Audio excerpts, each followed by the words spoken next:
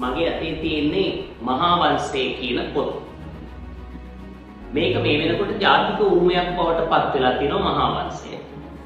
ඉතින් බලාපොරොත්තුව මහා වංශය ගැන අපි කතා කරන එකින් එක පරිච්ඡේදයෙන් පරිච්ඡේදය. මහා වංශය ගැන මේ දවස්වල වැඩිපුර කතා බහට ලක් කෙරුණා. මේ කෘතිය සම්බන්ධයෙන් විවිධ මතිමතාන්තර සමාජය තුළ එක එක පුද්ගලයන් තුළ දකින්න පුළුවන්කම තියෙනවා. නිසා ඇත්තටම මහා වංශය කියන්නේ මොකක්ද කියන එක පිළිබඳව අපි අවධානය යොමු කිරීම වැදගත්. මොකද ලෝකයේ කිසිම ජාතියකට මේ වගේ අඛණ්ඩව ඉතිහාසයේ ලියවිච්ච පොතක් දකින්න නැහැ. අවුරුදු 2500ක් අඛණ්ඩව මේ කෘතිය තුළ ඉතිහාසය රචනා වෙලා තියෙනවා. ඒ නිසා මේක අතිශය වැදගත් ලංකාවේ අපිට. ඉතින් අපි ඉතිහාසය ගැන කතා කරද්දී මේ මහා වංශය කියලා කියන්නේ අනුරාධපුරයේ දික්සඳ පිරිවැඩේ පරිවේනාධිපතිවරයා වුණ මහානාම හාමුදුරුවෝ විසින් රචනා කළ කෘතිය තමයි මහා වංශය කියලා සැලකන්නේ. ක්‍රිස්තු වර්ෂ 5 වෙනි සහ 6 වෙනි සතවර්ෂ අතර මේ කෘතිය රචනා වුණා කියලා තමයි සාමාන්‍යයෙන් විශ්වාස කෙරෙන්නේ. මහානාම හාමුදුරුවෝ වැඩ වාසය කළේ ධාතුසේන රජතුමාගේ කාලේ කියලා සැකයක් පවතිනවා. ධාතුසේන රජතුමාට රජෙන්න උදව් කළා මාතුල මහානාම කියන හාමුදුරුවෝ.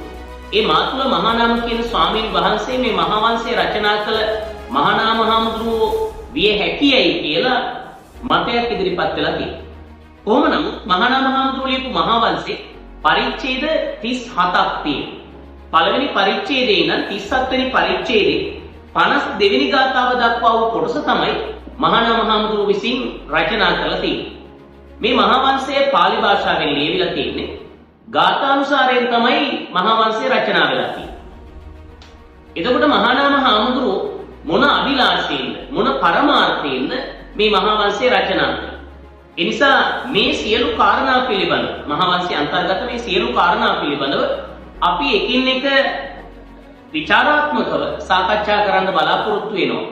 එක් එක් පරිච්ඡේදයෙන් පරිච්ඡේදය. ඉතින් ඒකේ ආරම්භයක් විදිහට අපි මේ මහා වංශයේ ආරම්භයේ මහානාම හාමුදුරුවෝ ඇයි මේ මහා වංශය රචනා කළේ කියන එක උන්වහන්සේ මේ මහා වංශයේ ආරම්භයේ උන්වහන්සේ සඳහන් කළා. මුලින්ම මහා වංශයේ පළවෙනි ගාථාවේ උන්වහන්සේ නමස්කාරය පෙරුවන්ට නමස්කාර කරලා මේ මහා වංශේ පටන් ගන්නවා. දෙවෙනි ගාථාව සහ තුන්වෙනි ගාථාව මෙන්න මේ ගාථා දෙකේ උන්වහන්සේ සඳහන් කරනවා මේ මහා වංශය ලියුවේ.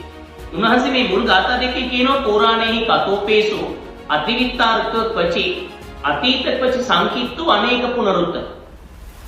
මහානාම හාමුදුරුවෝ මේ මහා වංශය රචනා කිරීමේදී පාදක කරගත්තු ප්‍රධාන ග්‍රන්ථය තමයි සීහලට්ට කතා මහා වංශය. උන්වහන්සේ කියනවා මේ සීහලට්ට කතා මහා වංශේ මේ පැරණන් විසින් රචනා කරලද පුරාණේහි කතෝපේසෝ අතිවිත්තාර්ථ පචි. පැරණන් විසින් ලියපු මේ සීහලට්ට කතා මහා වංශය කියන කෘතියේ සමහර ස්ථාන අති දීර්ඝව තියෙනවා. ඒ වගේම අතීත පචි සංකිට්ඨෝ සමහර වැදගත් තොරතුරු ඊටාම කෙටියෙන් තියෙනවලු. ඒ වගේම අනේක පුනරුත්තකෝ ගොඩාක් පුනරුක්ත දෝෂ තියෙනවා කියලා කියනවා. ඒ නිසා උන්වහන්සේ සඳහන් කරනවා වජිතන්තේහි දෝෂේහි සුඛග්ගහන ධාරණ පසාද සංවේග කරං චිත්තං සුතිතෝච උපාදත. තුන්වෙනි ගාථාවේ උන්වහන්සේ කියනවා මේ වැරදි අඩුපාඩුකම් අයින් කරලා. ඒ කියන්නේ උන්වහන්සේ මූලිකව පාදක කරගත්තු කෘතිය. සීහලට්ට කතා මහා වංශේ මූලිකව පාදක කරගත්ත ඒ කෘතිය.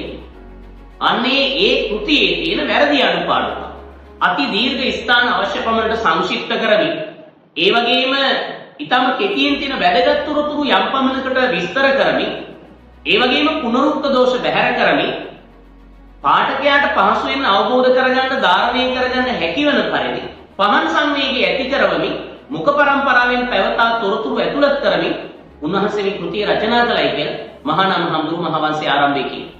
ඒ නිසා ඇත්තටම සමහර වෙලාවට මහානාම හාමුදුරුවන්ට විවිධ දෝෂාරෝපණයන් එල්ල කරනවා. මේ කෘතිය රචනා කළ මහානාම හාමුදුරුවන්ට විවිධ දෝෂාරෝපණයන් එල්ල කරනවා.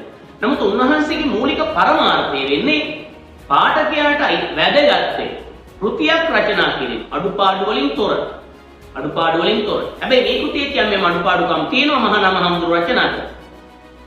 කෙසේ වෙතත් මහානාම හාමුදුරුවන්ගේ මේ උත්සාහය අගය කළ යුතු කාරණයක්. මොකද අඛණ්ඩව මේ කෘතිය තුළ ඉතිහාසය අන්තර්ගත වෙලා තියෙනවා. ඒ නිසා අපි අදින්න ආරම්භ කොට මහා වංශය ගැන මේ කෘතියේ එක් එක් පරිච්ඡේද ගැන එකින් එක විචාරාත්මකව කරුණු විස්තර කරන්න බලාපොරොත්තු වෙනවා. මොනවද මේකේ අන්තර්ගත වෙන්නේ කියලා. ඒ නිසා රැඳීම් අපිත් එක්ක මහා වංශය අපි කියවමු එක් එක් පරිච්ඡේදයෙන් පරිච්ඡේදය.